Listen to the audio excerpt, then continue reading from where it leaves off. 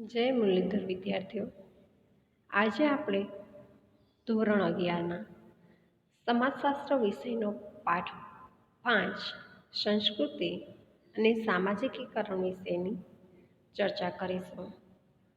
તો આનાથી અગાઉના વિડીયોમાં આપણે સંસ્કૃતિનો અર્થ, સંસ્કૃતિની વ્યાખ્યા, સંસ્કૃતિના લક્ષણો અને સંસ્કૃતિના પ્રકાર વિશેની ચર્ચા કરી લીધી છે.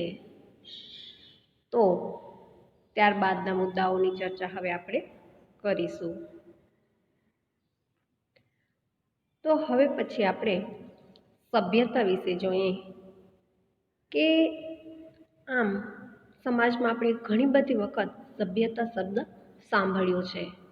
તો હવે આપણે સભ્યતા એટલે શું અને સભ્યતાનો અર્થ સમજીશું કે સભ્યતાના અર્થ વિશે ભિન્ન ભિન્ન દ્રષ્ટિબિંદુઓ પ્રવર્તે છે કે સભ્યતાનો જે અર્થ છે એના વિશે અલગ અલગ લોકોનો અલગ અલગ મત છે કે સભ્યતા શબ્દ ઉપર અલગ અલગ લોકો વિશે કે અલગ અલગ લોકોનું અલગ અલગ વિચારવાનું છે કે સંસ્કૃતિ અને સભ્યતા વચ્ચે બહુ તફાવત નથી કે આમ છતાં તે બંને વચ્ચેના સૂક્ષ્મ ભેદની આપણે અવગણના કરી શકીએ નહીં.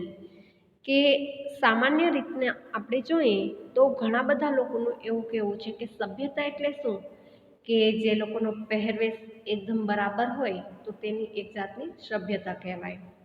તો ઘણા લોકો બીજું પણ વિચારતા હોય છે કે જે લોકોનું વાણી વર્તન વ્યવહાર એકદમ વ્યવસ્થિત હોય તો એને આપણે સભ્યતા કહી શકાય. તો આ જ રીતના સંસ્કૃતિ અને સભ્યતા વચ્ચે બહુ તફાવત નથી, છતાં પણ તેના વચ્ચેનો જે તફાવત રહેલો છે એને આપણે અવગણી શકીએ નહીં. હવે આપણે સભ્યતાનો અર્થ જોઈએ કે સંસ્કૃતિ એટલે જીવન જીવવાની રીત કે જેમાં જ્ઞાન, માન્યતા, કલા, નીતિ, કાયદો, રિવાજ વગેરે દ્વારા જે પ્રાપ્ત કર્યું છે તે. કે સંસ્કૃતિ એટલે આપણે અગાઉ પણ સંસ્કૃતિના અર્થમાં જોઈ ગયા કે સંસ્કૃતિ એટલે કે જે જીવન જીવવાની રીત છે તે, કે જેમાં અલગ અલગ બાબતોનો સમાવેશ થાય છે જેમ કે જ્ઞાન, માન્યતા, કલા, નીતિ, કાયદો, રિવાજ વગેરે બાબતો દ્વારા આપણને જે કંઈ પણ પ્રાપ્ત થયું છે તેને આપણે સંસ્કૃતિ તરીકે ઓળખીએ છીએ અને આ બધી જ બાબતોનો ઉપયોગ કરી અને આપણે આપણું જીવન જીવતા હોઈએ છીએ.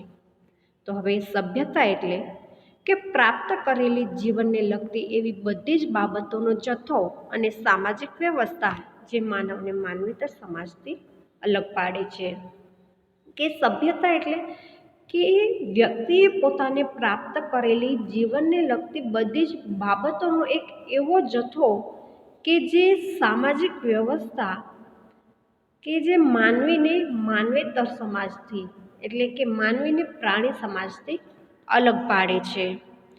કે આમ આપણે જોઈએ તો પ્રાણી સમાજ કે અને માનવ સમાજ વચ્ચે સૌથી મોટું અથવા તો એ બંને વચ્ચે ભેદ પાડે એવું મહત્વનું પરિબળ કયું તો કે સંસ્કૃતિ અને સભ્યતા. તો આ બે બાબતો દ્વારા માનવ સમાજ અને પ્રાણી સમાજ વચ્ચે તફાવત પડે છે. દાખલા તરીકે સિંધુ ખીણની સભ્યતા કે સિંધુ ખીણની સભ્યતા વિશે આપણે સૌએ ઘણું બધું સાંભળેલું છે કે સિંધુ ખીણની જે સભ્યતા હતી તે પ્રાચીન સમયમાં આપણને જોવા મળેલી હતી અને એના અવશેષો આપણને વર્તમાન સમયમાં પણ જોવા મળે છે. તો સંસ્કૃતિ અને સભ્યતા વચ્ચેનો તફાવત રજૂ કરતા સમાજશાસ્ત્રી મેકાઈવર જણાવે છે કે સમાજના મૂલ્યાત્મક સર્જનો એ સંસ્કૃતિ છે. કે મેકાઈવર નામના જે સમાજશાસ્ત્રી છે તે એવું કહે છે કે સમાજના જે મૂલ્યાત્મક સર્જનો છે તે સંસ્કૃતિ કહી શકાય. દાખલા તરીકે સાહિત્ય, શિલ્પ, કલા વગેરે.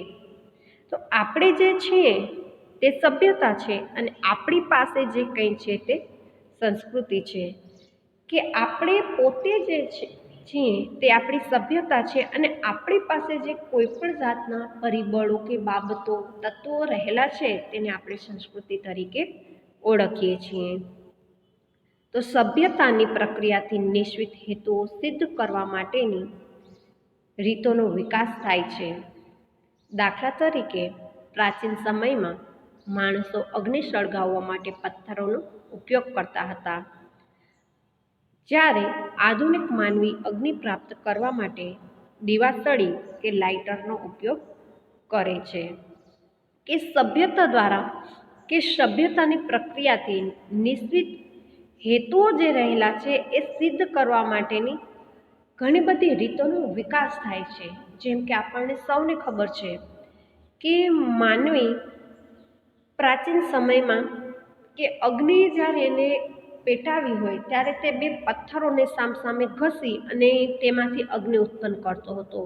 પરંતુ અત્યારના વર્તમાન સમયમાં આપણે જોઈએ છીએ કે અગ્નિ ઉત્પન્ન કરવા માટે દિવાસળી કે લાઇટરનો ઉપયોગ કરવામાં આવે છે અને દિવાસળી અને લાઇટર દ્વારા આપણે અગ્નિ પ્રગટાવી શકીએ છીએ. તો અહીં પથ્થરો તથા દિવાસળી સાધનો તરીકે ઓળખાય છે અને અગ્નિ ઉદ્દેશ્ય છે. કે દિવાસળીનો ઉપયોગ કર્યો કે પથ્થરોનો ઉપયોગ આપણે અગ્નિ પ્રગટાવવા માટે કર્યો, પરંતુ અહીંયા ઉદ્દેશ્ય શું છે કે અગ્નિ પ્રગટાવી.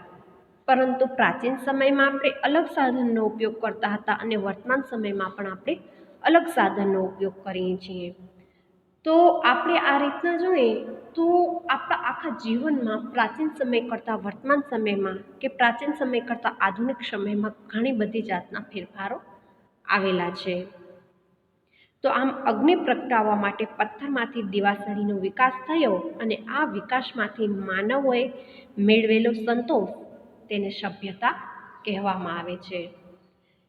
કે આ દિવાસળીની જ બાબત ઉપરથી આપણને ખ્યાલ આવે છે કે પ્રાચીન સમયમાં જ્યારે અગ્નિ પ્રાપ્ત કરવા માટે પથ્થર ઘસવામાં આવતો હતો, તો એ પથ્થર ઘસવામાં કે પથ્થર ઘસીને જ્યારે અગ્નિ ઉત્પન્ન કરવામાં આવતી હતી એમાં સમય પણ ઘણો જતો હતો અને વર્તમાન સમયમાં દિવાસળી દ્વારા સમય ઓછો લાગે છે અને તરત આપણે અગ્નિ પ્રગટાવી શકીએ છીએ.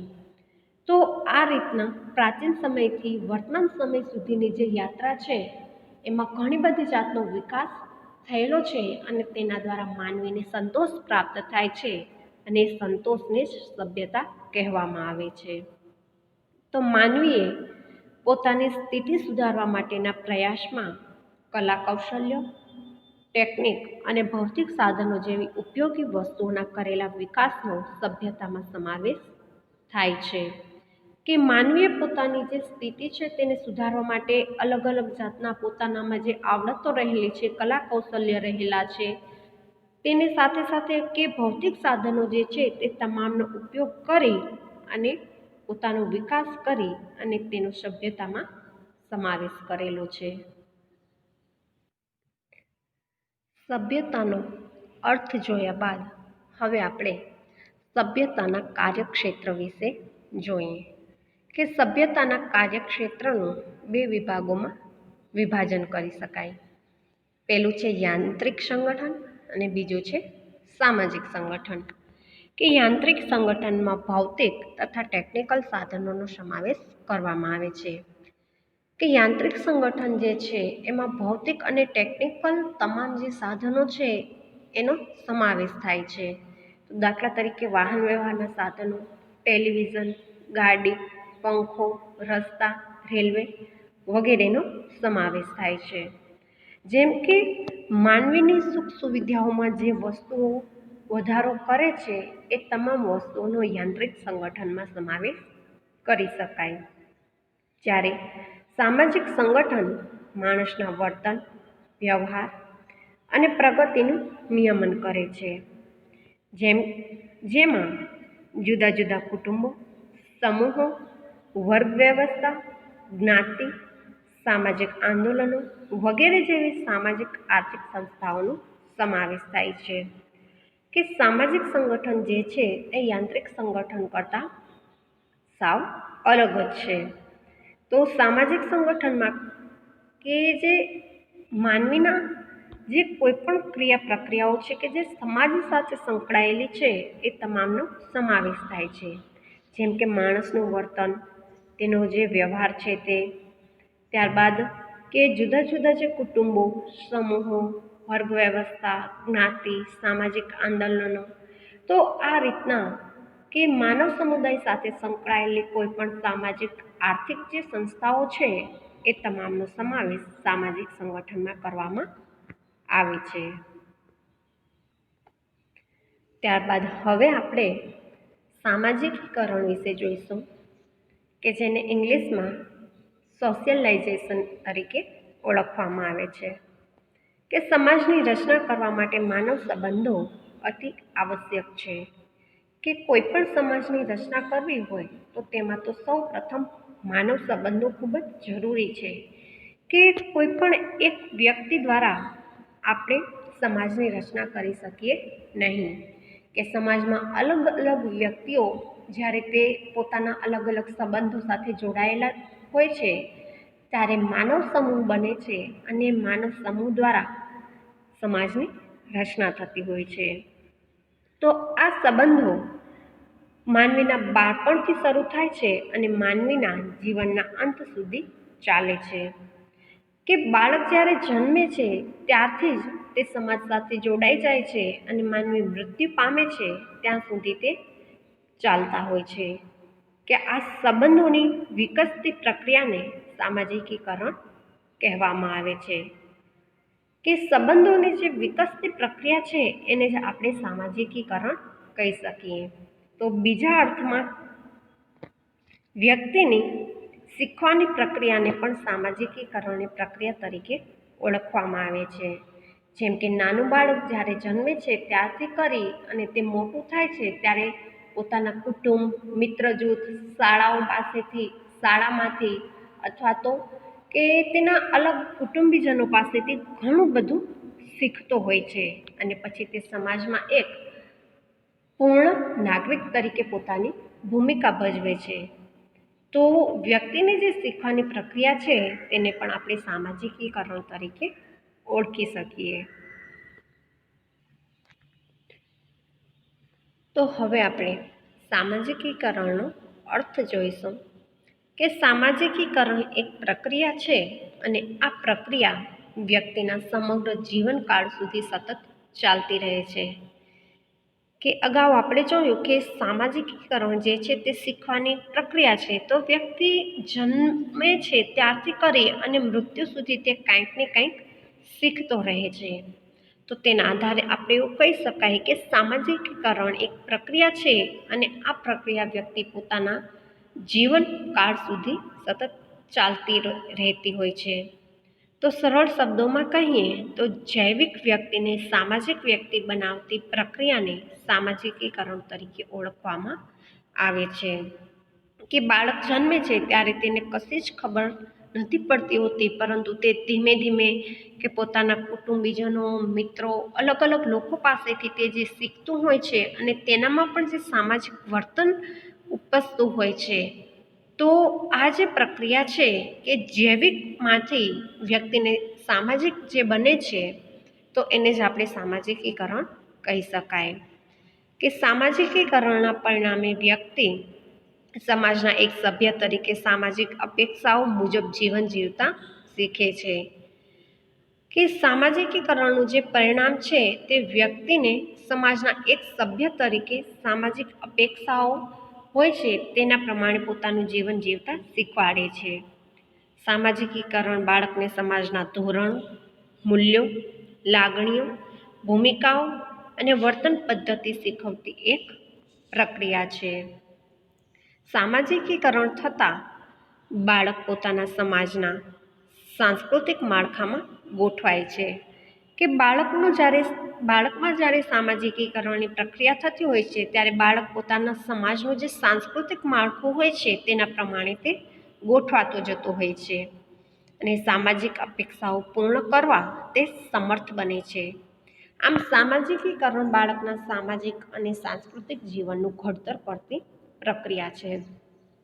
કે સમાજમાં લોકો સાથે કઈ રીતના બોલવું ચાલવું, કઈ રીતના પોતાના વર્તન વ્યવહાર કરવા, આ બધી જે તમામ બાબતો છે તે બાળક સમાજના લોકો સાથે રહી અને શીખે છે. તો આ રીતના બાળકનું સામાજિક અને સાંસ્કૃતિક જીવન ઘડતરની પ્રક્રિયા સામાજિકીકરણ દ્વારા થતી હોય છે. તો સામાજિકીકરણ એક એવી આંતર પ્રક્રિયા છે કે જેના દ્વારા વ્યક્તિ ટેવો, કૌશલ્યો, માન્યતાઓ તથા વિવેક બુદ્ધિ શીખે છે, જે સામાજિક સમૂહો તથા સંપ્રદાયોમાં અસરકારક ભાગ લેવા માટે આવશ્યક ગણવામાં આવે છે. સામાજિકીકરણ વિના સમાજ તેની મેળે ચાલુ રહી શકે નહીં અથવા તો સંસ્કૃતિ અસ્તિત્વ ધરાવી શકે નહીં. કે માનવીના જે ટેવો, કૌશલ્યો, માન્યતાઓ, વિવેક બુદ્ધિ આ બધું જ શીખતો હોય છે અને સામાજિક સમૂહો અને અલગ અલગ સંપ્રદાયોમાં અસરકારક ભાગ લેવા માટે તેને અસરકારક ગણવામાં આવતું હોય છે.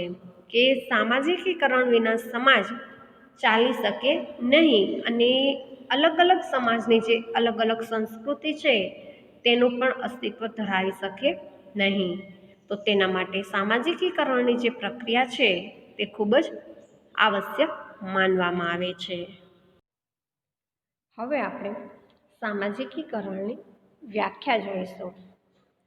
તો સામાજિકીકરણમાં અલગ અલગ સમાજશાસ્ત્રીઓ દ્વારા અલગ અલગ વ્યાખ્યાઓ આપવામાં આવેલી છે. તો સૌ પ્રથમ આપણે કિંગ્સલે ડેવિસના મત મુજબ જોઈએ કે કિંગ્સલે ડેવિસના મત મુજબ નવા જન્મેલા બાળકનું સામાજિક વ્યક્તિ તરીકે ઘડતર કરવાની પ્રક્રિયાને સામાજિકીકરણ કહેવાય. કે બાળક જન્મે છે ત્યારથી કરીને તે જેમ ધીમે ધીમે મોટું થતું જાય છે તો એમાં સામાજિક ઘડતર થતું જાય છે અને નાનાથી બાળક નાનપણથી કરીને જેમ જેમ મોટું થતું જતું હોય છે તેમ તેમ તેનામાં સામાજિક રીત રિવાજો, નિયમો, કાયદાઓ બધું જ તેના જીવનમાં આવતું હોય છે. તો આ રીતના જે સામાજિક ઘડતર કરવાની જે પ્રક્રિયા છે તેને સામાજિકીકરણ કહેવામાં આવે છે. ત્યારબાદ હોર્ડન અને હન્ટના મત મુજબ કે સામાજિકીકરણ એક એવી આંતરક્રિયાની પ્રક્રિયા છે કે જેના દ્વારા વ્યક્તિ પોતાના સમૂહના ધોરણો પોતાના જીવનમાં ઉતારે છે અને જેના પરિણામે એક વિશિષ્ટ સ્વ જન્મે છે.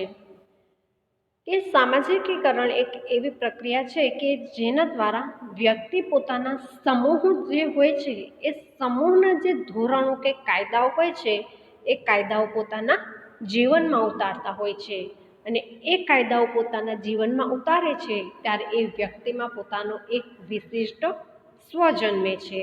તો એને જ આપણે સામાજિકીકરણ કહીએ છીએ. અસ્તુ.